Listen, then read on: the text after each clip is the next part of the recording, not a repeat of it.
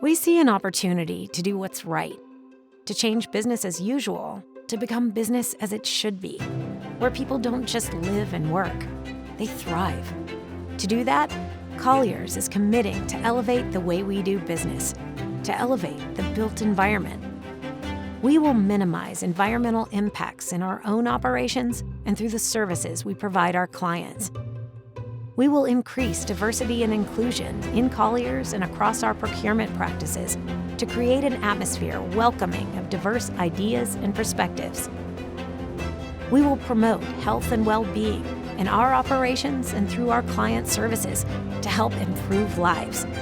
Together, we will elevate the built environment and build better for our collective future. For ourselves, for our clients, for our communities, for the world.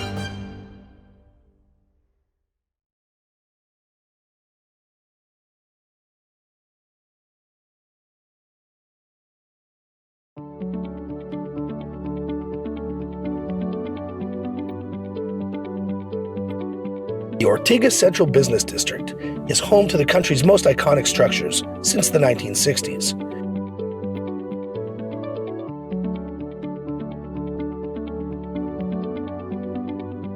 The Podium West Tower, with its commanding presence, is the new landmark in the heart of the Ortigas Central Business District.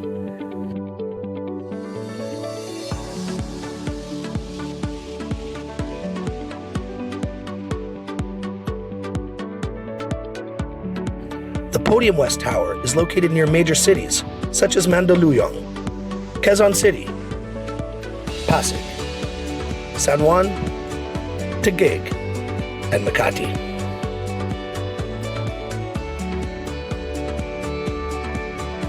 It is accessible via major transportation modes along EDSA, such as MRT, buses, and other public utility vehicles.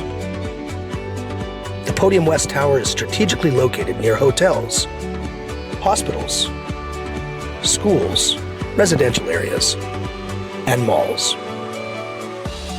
A premium choice for Grade A office space, it is designed with cutting-edge features.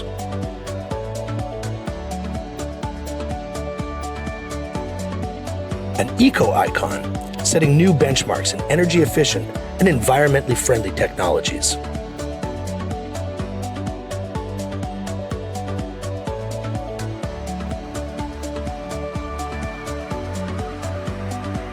The Podium West Tower features 3 distinct zones.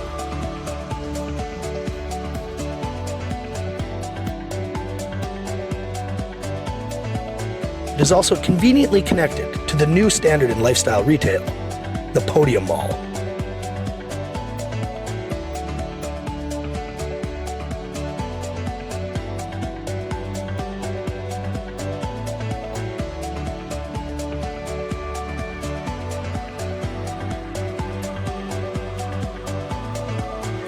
In 2018, the Podium West Tower garnered multiple prestigious property awards.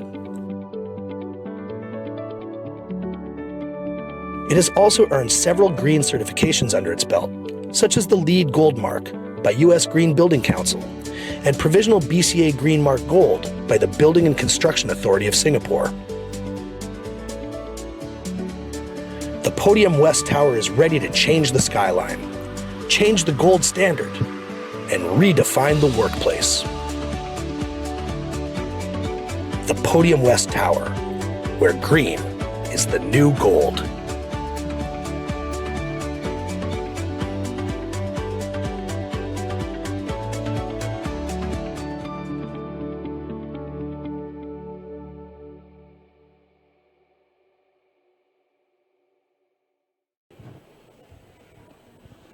Good afternoon again, everyone, and welcome to Colliers' second quarter 2023 Philippine Property Market Briefing. We're delighted to welcome everyone here at the heart of Ortigas Center, the Podium West Tower, our official partner and venue for this event. I'm your host and moderator, Maricris Serino-Hoson, Colliers Director and Head of Office Services, Landlord Representation. I can't believe we're past 2023. I must say that things are looking very positive for the property sector. But before we continue, let us acknowledge our official partners who made this event possible. The Podium West Tower, BDO, and Keppel. I'm pleased to also share that we have more than 1,000 attendees on Zoom. Please do take part in our discussion later by sending your Q&A questions to the Q&A chat box. We've also just released our Philippine Property Market Report, which covers the office and residential sector's performance for the second quarter of 2023 and the hotel and industrial sectors for the first half of the year. You may download copies of these reports via the QR code scattered on this venue and the links that our team will be sending to the Zoom chat box. So with that, let's begin our briefing. Exciting times for the Philippine real estate sector. GDP grew 6.4% in the first quarter of this year with a full year forecast of between 5.5 and 7%. Inflation eased for the fifth straight months, while May OFW remittances were slowest in 3 months. Deployment of sea-based OFWs is likely to revert to pre-pandemic levels this year. In our last market briefing, we reported muted office transactions activities in both Metro Manila and the provinces, while we reported a marginal decrease in office vacancy across Metro Manila. For the residential sector, we have noted the stabilization of condo rents and prices in Metro Manila major submarkets, while we projected vacancy to drop below 17% this year. For the hotel and leisure sector, foreign arrivals are expected to breach target, and we also project record high completions of hotels this year. Lastly, the industrial segment is seeing major expansions, especially in central and southwestern Luzon. We also reported sustained interest from Japanese manufacturers, while new trade deals to stoke demand in MSCG, three-partner logistics, and e-commerce support industrial space absorption. So now we can confidently say that we're on full recovery mode. Is the second half of 2023 going to be smooth sailing? Will external factors have in any way have an impact on the economy as a whole and in the property market in general? Will the IT BPM sector maintain its growth trajectory? Are we seeing a POGO comeback? And will Filipino buyers and investors continue to see real estate as viable investments? We will answer these and more and your questions in today's briefing. To discuss. Thank you, Joey. Job well done. Very comprehensive report as usual. So yes, you need to take a breather. Maybe have some water. Yes, thank you. So I've been receiving so many questions here, but before we start, let me again call Kevin Hara with us here, and our Managing Director, Richard Raimundo, Senior Director for Office Services Tenant Representation, Dom Andaya, Director for Capital Markets and Investment, Paul Chua, and Senior Director of Valuation Services, Paul Vincent Ramirez. Let me snatch a bottle of water here, Chris.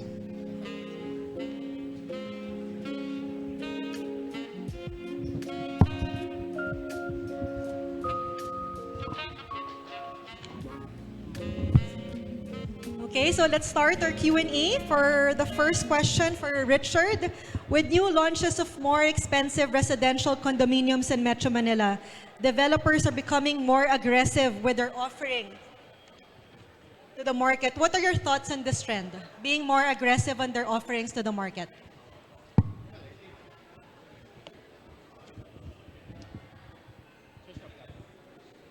Hello.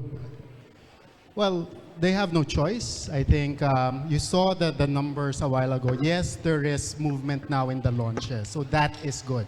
As compared to the first quarter we're in, we weren't even sure in terms of the launches. So this time, I think the launches is starting to be there. So that's a good sign. I think that's just how it is right now. The prices are so expensive. You go to Makati, how much is the price? 400, 500,000. There's a 700,000 in the Bay Area. So what are the developers doing? Stretching the payment terms to 5, 6, 7 years. That's what, 20% during construction, 80% upon completion. It's just that that's the only way with the interest rates right now. You can't even ready for occupancy. We've seen ready for occupancies at 2 years to pay, in-house developer, and then a big balloon at the end. The interest rates is the thing that's uncertain right now. That's why all these developers need to be creative for this luxury market. Exactly.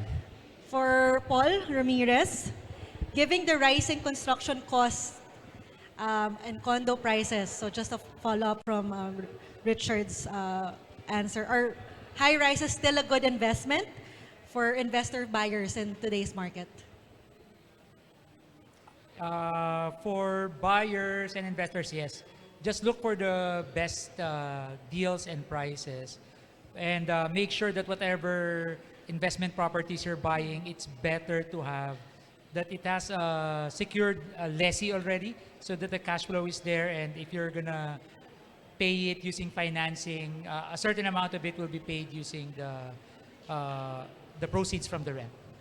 Thanks, Paul. For Dom, how's the property sector responding to the current AI revolution?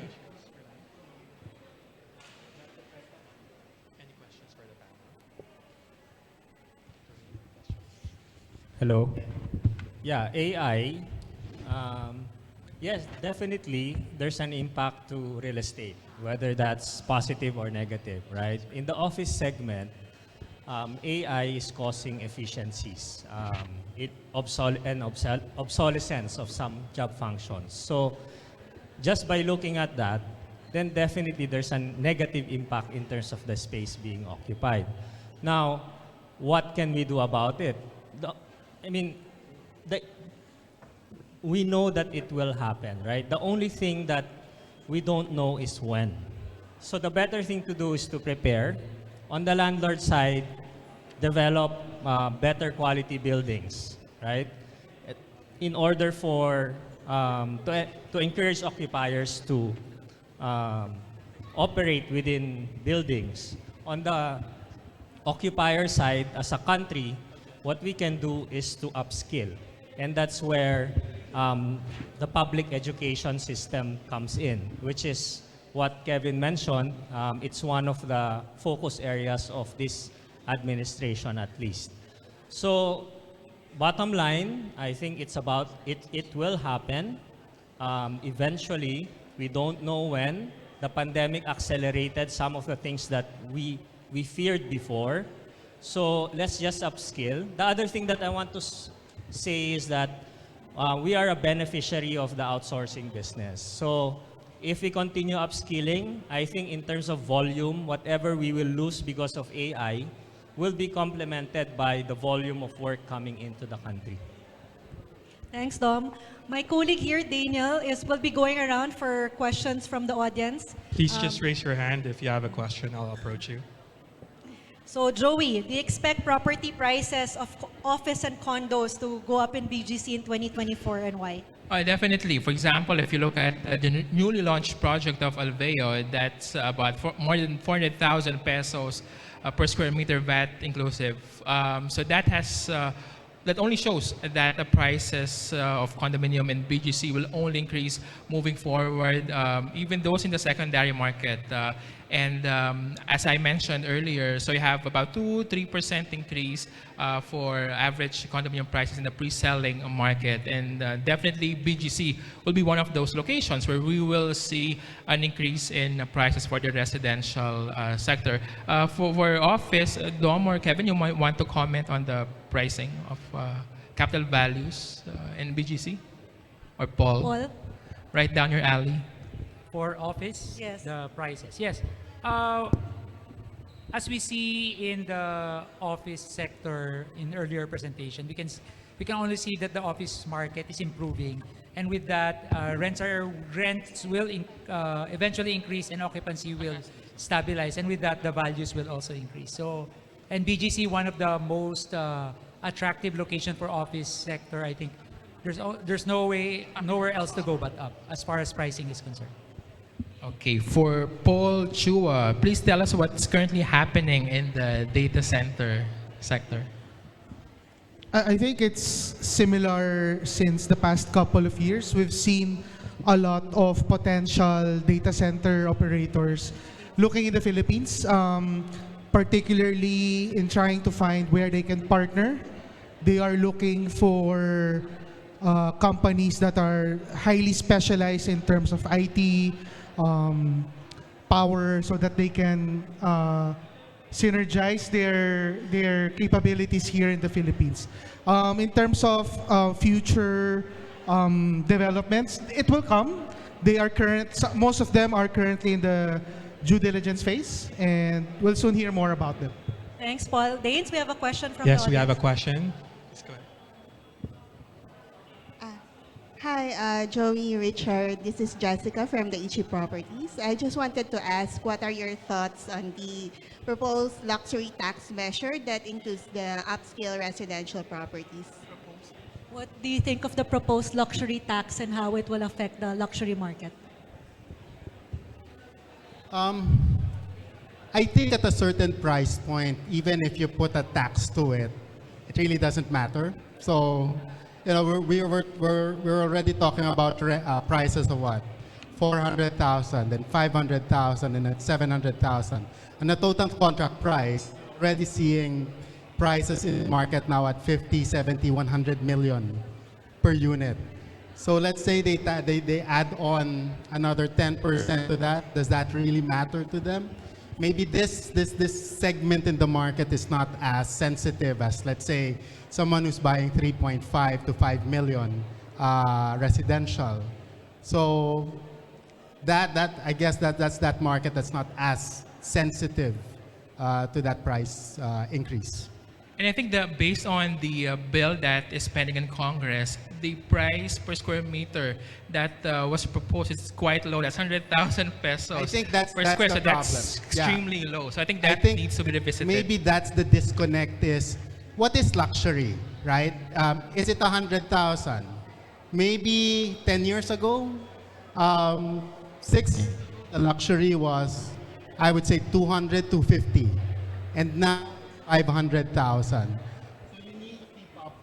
With the right pricing. I think, as Joey mentioned, I think that's more critical, is what is that definition of luxury pricing? Joey, we have another question here. Somebody was raising his hand. Hi. The description of what has been happening to the residential condominium market in recent years of new launches being offered at significantly higher prices per square meter, but at the same time the payment terms being pushed out seems to be that developers are betting that 5 years or more from now, there will be significant recovery enough in the market to justify the new launches being sold at these price levels, even if inflation continues to be higher for longer in that same period, right? And at the same time, buyers who are willing to buy at those levels, provided that their payment terms are extended, are also betting that the values, capital values of what they are buying will be significantly higher down the road, and maybe rents for those who are buying units for rent will also be significantly higher, because there's no way you can justify 400,000 pesos per square meter of purchase price with 1,000 pesos per square meter rental per month, right? 12,000 pesos per year of rental income on a 400,000 peso per square meter purchase price just does not make sense in terms of interest rates. Does that seem to be a fair assessment? I totally agree, Vic. What you said is spot on. I think this is why a lot of the luxury sales should be focused now on end use. Because if I'm gonna buy at 400,000 and I'm gonna rent it out at 1,000 pesos per square, it does not make sense. Your yield is just too low, especially if you have a loan. Talo ka, di ba? Now, look at what other developers are doing. So, There are those wherein you get to do in-house financing for 2 years, so there's no idea of interest rate. And then after 2 years, this idea of hopefully the mortgage rates have now gone back to that 5% pre-pandemic. The question now is, will the rents now go from 1,000 to 2,000 for you to make up to that yield? Hopefully, the other buyers are now thinking, okay, I'm not going to rent it out. I am going to just live in it. And hopefully, the capital appreciation will just make up for that. Because even during the pandemic, we saw prices going from 300, 400, 500, particularly in areas wherein there's not much supply. Rockwell, Port Bonifacio, that's where it is tight. But I totally agree with your assessment. Buying residential now for rental does not make sense with the yields. I think it's for people who want to live in a certain location. It's for people who are just looking for capital appreciation and use. So totally agree. Follow-up question. This practice in the residential sector, does it have a parallel in the office sector? Because in the office sector, we tend to analyze industry developments in terms of rental and yields for purchases, but there's very little discussion of purchases for resale, right, in terms of possible capital appreciation. I think in the office segment, majority is still owned by the developers. And during the pandemic, their priority was occupancy. So we saw rents really go down just to get the tenants in. Unfortunately, in residential, the rents didn't drop to that level. Yes, it did go down 20%, but the rents that we saw during the pandemic was huge because these are owned by listed companies, right? So you need to tell your shareholders that this is my occupancy rates during the pandemic, this is the cash flow that I have. The priority back then was cash flow and occupancy rates. It didn't matter that you're gonna hold on to a 1,500 peso rent when I can rent it out at 700 and 800 for the next 3 to 5 years. Bumawi ka na lang on the next cycle. And I think that is what happened to office. There's very little office for sale. I would say only 10% of the stock probably was sold. It's not the main driver. So a lot of those who bought offices are still navigating this murky thing wherein you'll see the ones who bought, can I rent it out? Can I use it? Can I even exit? Exactly what you said. Is there even a market to resell an office space, right? Is that, Paul, is there even a market to resell strata title? How is it? I mean, there are buyers of strata offices, definitely. We've seen that in some of the developments that has been selling the past couple of years.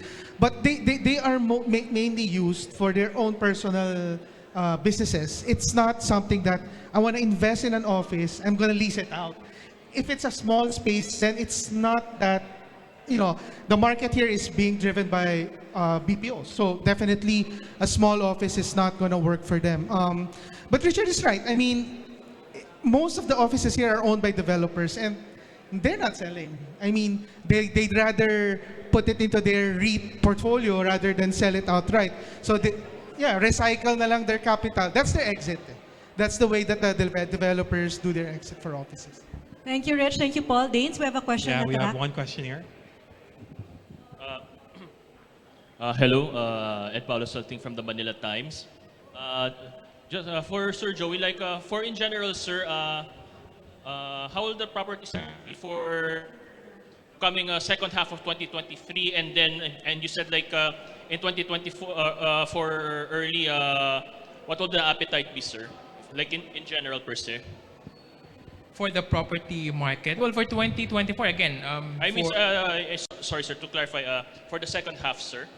For the second half of 2023, well, I think it looks good because for 2023, if you look at the residential market, at least, we're still projecting rents and prices to increase. Again, our projection is about 2 to 3% increase every year. That's from 2023 to 2025. So the remainder of the year definitely looks good. First half of this year, the pre-selling market also recovered. So you saw those figures earlier in terms of take-up or in terms of launches. We saw much higher figures, 50 to 70% increase when you talk about a take-up or a demand or launches and supply. So hopefully we sustain that for the residential market for the remainder of 2023. I see. And then for 2024, sir, what will the appetite be in general, sir? I think for 2024 demand, we don't put a lot of question around demand. But again, what we need to watch out for 2024 is the substantial number of new condos that will be completed in Metro Manila. That's more than 9,600 units. And again, if you look at our forecasted vacancy, it will likely increase to 17.7%. So nearing the record high vacancy that we saw in Metro Manila in 2021 at 17.9%. And again, there are certain sublocations in Metro Manila that we need to closely observe because there will be locations that will be contributing 2/3 of the new supply and even dominating Metro Manila in terms of total completed units. Okay, thank you. Thank you, Joey. Hi, I'm Peter from Vistaland. I have two questions actually. First is that you presented a while ago that there's this observed number of horizontal properties outside Metro Manila. My first question is, I'm particularly interested where this particular number of developments are in terms of income segments, like are they from the middle class or from the upscale or luxury? And the second one is that in relation to this, you also presented a while ago that a huge bulk of the uptakes were from the low middle income. My second question is that did this affect other income segments, particularly the upscale and the luxury segments? Well, let me answer first. Richard might want to add later for the residential market, for horizontal. So most of the take-up will be coming from the socialized affordable economic segments. So 2 to 6 million pesos per unit. Again, you have certain developers that are doing very well. And again, these are mostly projects in central Luzon, southern Luzon that are very attractive, especially for the end user market. So, but we are also seeing some developers even launching some upscale luxury projects, especially in southern Luzon. And you even have the likes of Rockwell Land, Cebu Land Masters, for example, that are even looking at these locations. CLI aggressively looking at southern Luzon for their future expansion outside of the Vismin area. Even Rockwell Land launching beachside, leisure-oriented projects. But you also have Vista, which I believe has also been very aggressive, not just releasing the economic segment, but also really pushing the price barrier up and even launching the upscale to luxury house and lot developments and even lot-only units. I think this is also in relation to what Vic said, wherein your prices on your condos are getting to a very high level already in Metro Manila. So what can a developer do? Like you, you're now pushed to go to the periphery. You're now pushed to Laguna. You're now pushed to Cavite. You cannot do 5 to 10 million anymore in Manila. And if you can't say no to that market. Not everyone can afford 20, 30, 50, 70 million. That's the reality. And if you want to book your sales and launches, you need to start looking at Laguna, Cavite, and eventually Batangas. And we've mentioned it, the intensification in Laguna. There are already condos in Laguna. We're already seeing it in Cavite, of course. Batangas, they're already testing condominiums in Batangas. So it's starting to just get pushed to those areas and also to the north because of that. And that's why you see those numbers. Thanks. Okay, Chris, this is for Kevin or Dom. So recently we saw You after. deals from the POGO sector. So the question is, what's the outlook for the POGO sector and their take-up of office space for the rest of 2023 and 2024, Metro Manila and ex-Metro Manila? For Pogos, no. To be honest, we don't know for Pogos. It's not like the BPO sector where the BPO associations and of course the players themselves have made targets on their growth in the country. For example, IBPAP is forecasting to increase its headcount by plus 1 million, and 50% of that will be coming in the countryside. There is nothing like that in the Pogo sector. So yeah, just so no trend yet. And if you've seen the previous and historical deals from Pogos over the past 2 years, we've recorded 2,000, 5,000, and then there was a jump 25,000 back to 9,000, and then now 55,000. So it's really difficult to have an outlook for the Pogo sector, and the government regulations remain the same. The Chinese government position on this industry remains the same. What we're seeing is actually that the profile of employees coming into the country start to change. So they're Pogos, but it's not mainly Chinese anymore. You have Mandarin-speaking Asians from Vietnam, Indonesia, making up the employment of these industries. So it's simply a fact of, the Philippines is still open for Pogo business. But unfortunately, we don't have very good visibility on what that would mean in the future. Unlike what we see in the BPO, where we clearly have targets over the next 5 years for expansion and growth. Thank you, Kevin. Danes, we have a question from the audience. Thank you. Good afternoon, everyone. I'm Alisa Lu. I'm come from China, and this is my first time to attend the Colliers event. I'm so excited to learn so many professional analysis. I'm so appreciated for that. I have the questions. Currently, I play the role to connect it with several Chinese developers. As you know, before the pandemic, so many Chinese investors who pay billions in here, but yes, it's very struggling. Life is so tough. Yes, and currently I'm working with developers who is still thinking, as mentioned, nobody knows what will be the future of the Pogo, but we are thinking whether we will need to re-identify our markets. Example, obviously, majority of the condos is like more than 90% are studio or small cuts. But right now, what we're doing is 80% is all big cuts, minimum 2B or above. Each floor only 2 studios. It's like we are thinking the market will be changing, or we don't really expecting much investors. We're really thinking about what's the future, who will be really living here, how big the comfortable space, how about the amenities, whether we can provide something better, including the technological skills, whether we can provide something better. So, sir, is this a question? Would you agree in the future the market will be really changes? So as I mentioned, even though the unit size will be also be improved compared with pandemic. Yeah, thank you, sir.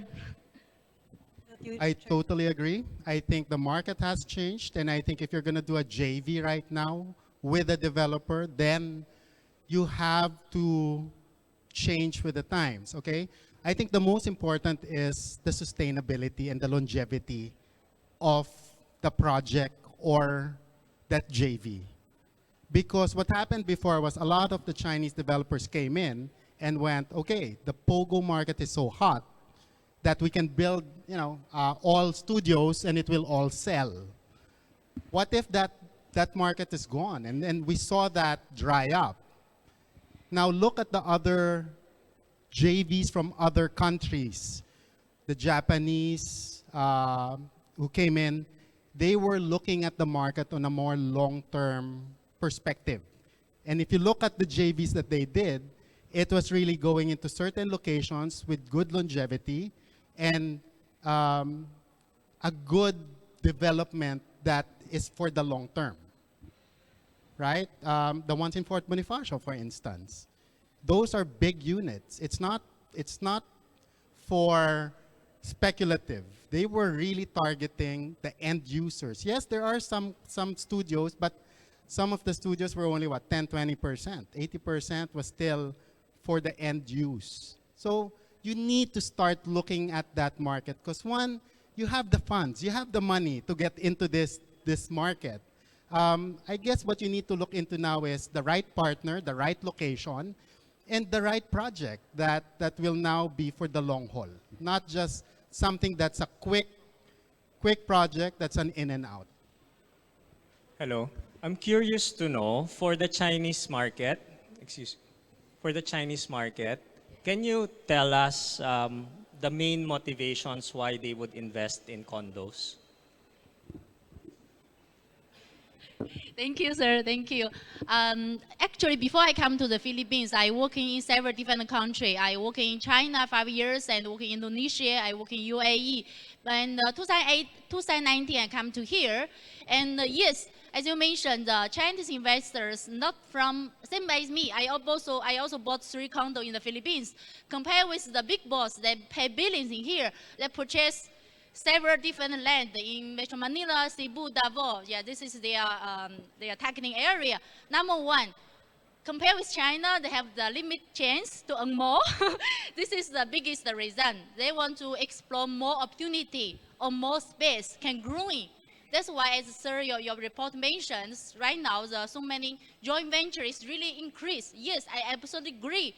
Right now, I connected with 5 different developers who really expected something. If we can connect with them, like helping them to understanding what the locals rule, how we going to helping them to develop a better location, a better price, a perfect product. I think this is really helpful. Yeah, thank you, sir.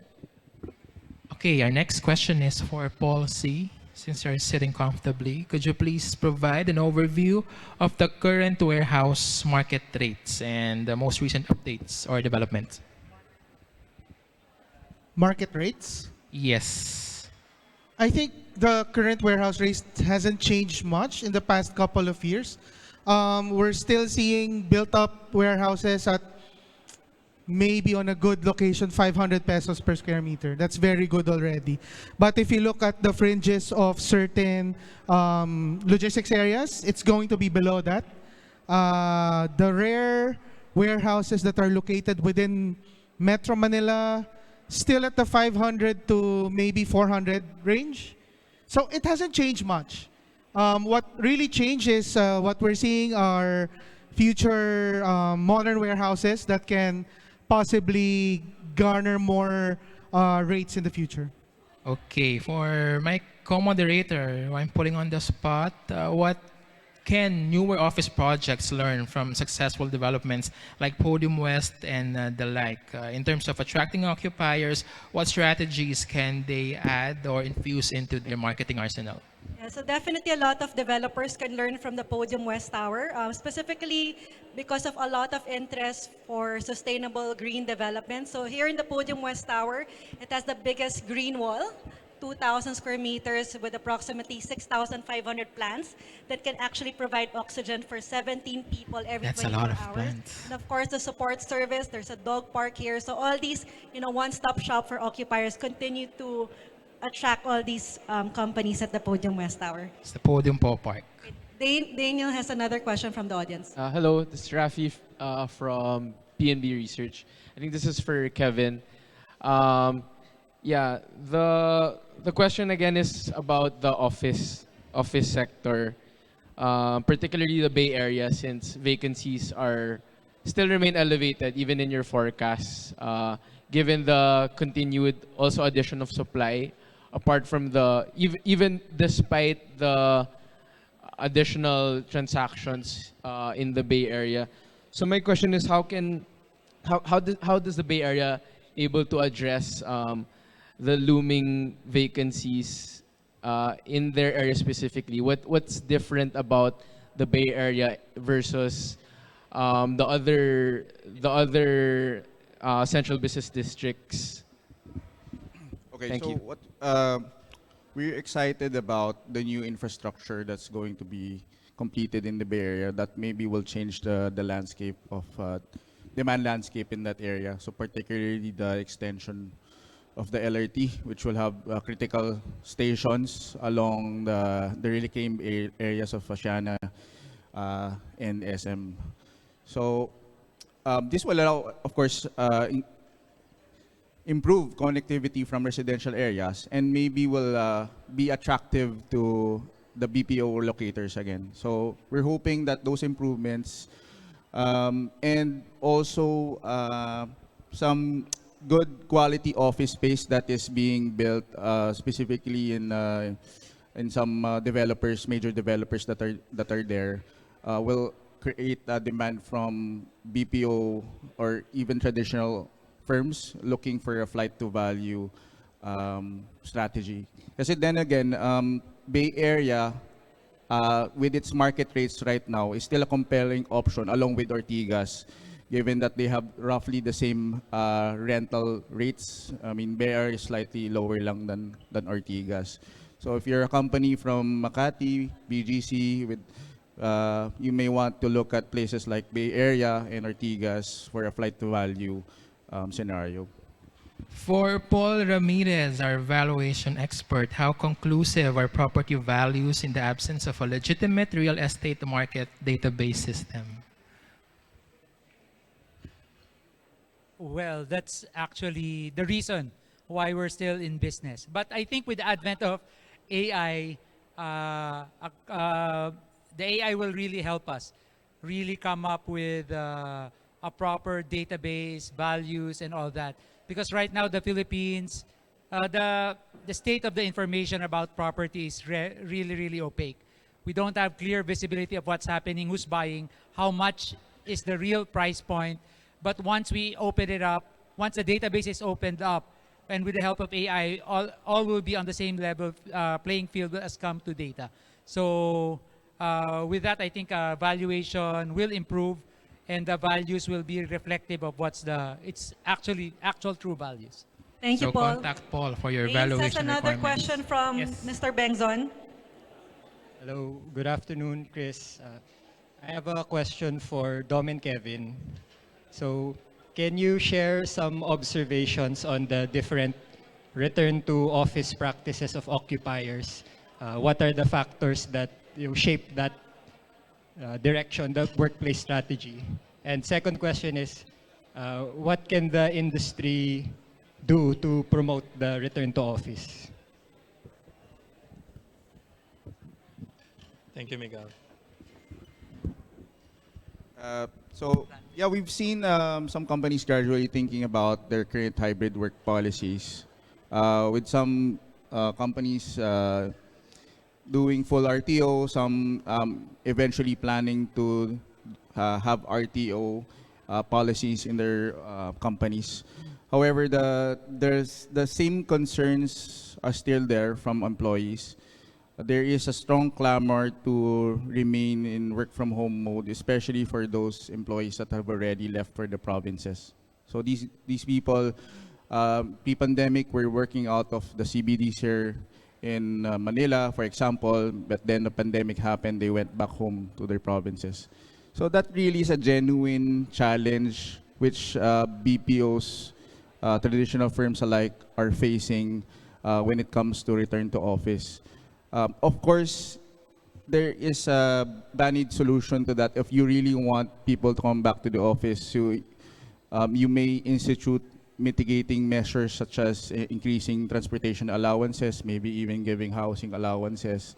So for firms that are probably doing well in their business, they have the budget to be able to do something like those. However, it really you need to also address other concerns such as enticing more collaboration and enhancing more productivity in the office. So it's not like you have people come back to the same office as before. The global occupier report that we just that the Colliers just launched, it really encourages a rethink of the office space design to encourage for more focused work as well as collaboration to maintain the office culture. So everybody has the responsibility to do that, and it's something that we think all tenants may want to consider and landlords to also support on. Thanks, Kevin. Danes, we have one more question there. I Yes, think one we're more down to last two questions.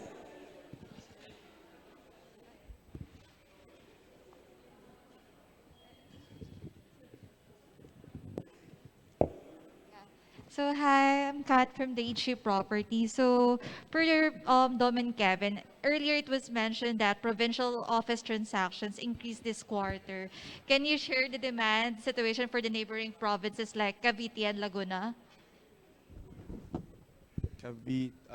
So most of the transactions really happened, majority in Cebu, and then followed followed by Pampanga, transactions in Pampanga. So most transaction activity are just in those locations. For Laguna and Cavite, I would say the target market there would still be the firms or occupiers that are located in Manila that would want to branch out. However, because of cost pressures for the business, the more sensible move for these companies is to stay put. And if any expansion is considered, that would be to first prioritize BCP locations and new talent areas.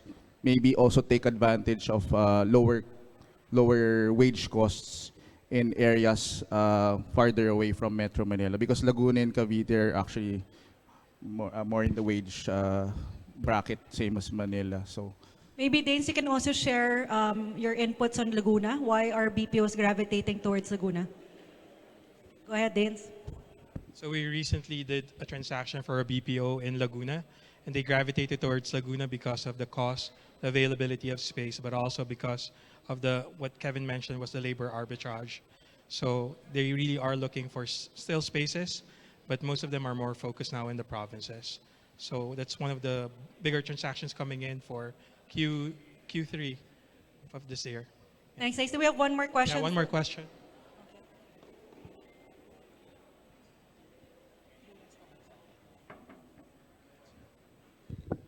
You've mentioned that there will be a substantial amount of deliveries or construction completion in 2024, specifically in the Bay Area.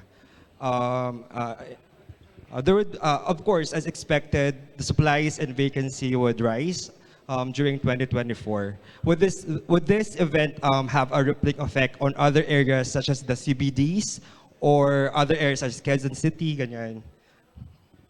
Well, I think we really have to look at the Bay Area because, again, in 2024, Bay Area will dominate in terms of total condominium supply across Metro Manila. And in 2024, it will account for 65% of new completion. I think 2021, when we recorded the vacancy in the Bay Area peaking at 26%. So we really need to keep an eye on vacancy all over Metro Manila, but specifically for the Bay Area, given the substantial completion that we are projecting next year. For our last question for you, Joey, a lot of locations are claiming to be the next BGC or Novali. For you, what project is the next BGC or Novali? Are we saving the best for last? I would think if you talk about property developments outside of Laguna or outside of Metro Manila, look at the northern Luzon, central Luzon area. So I think two key provinces that come to mind include Bulacan as well as Pampanga. So you have the new major international airport that will be completed in Bulacan, and as a result, developers have been developing aggressively and are launching new business districts north of Luzon. And also Pampanga, you have the Central Luzon Expressway, a north-south commuter railway, and of course, don't forget the recently completed, modernized Clark terminal. So when you talk about property developments, there's really nowhere to go but up north. Thank you, Joey. So thank you to all our Colliers experts, Joey Roy Bondok, Kevin Hara, Paul Shua, Paul Vincent Ramirez, Dom Frederick Andaya, and Richard Raimundo for always shedding light on the current landscape of the real estate sector and providing us with useful insights and recommendations as we face promising months ahead. We would like to once again thank our event partners, our gracious hosts, the Podium West Tower, BDO, and Keppel. And to officially close our program, let's hear some final remarks from our Managing Director, Mr. Richard Raimundo. Okay, just like to thank, of course, our sponsor this afternoon. So that's BDO and Keppel for Podium West. If you have any inquiry for rental, please approach us. And of course, we manage this beautiful building. We proudly manage this one. If there's a key takeaway for our briefing this afternoon, I would say it's movement. There is now movement in the market. So if you look at office, it's more an issue of supply and not demand. There is demand, it's just that there's so much supply. If you look at now residential, the first half take-up, if this carries on to the second half, we're gonna be higher than last year's take-up, so that's good. For hotels, we're now seeing a strong sign in terms of occupancies in our hotels, and our domestic tourism is getting stronger.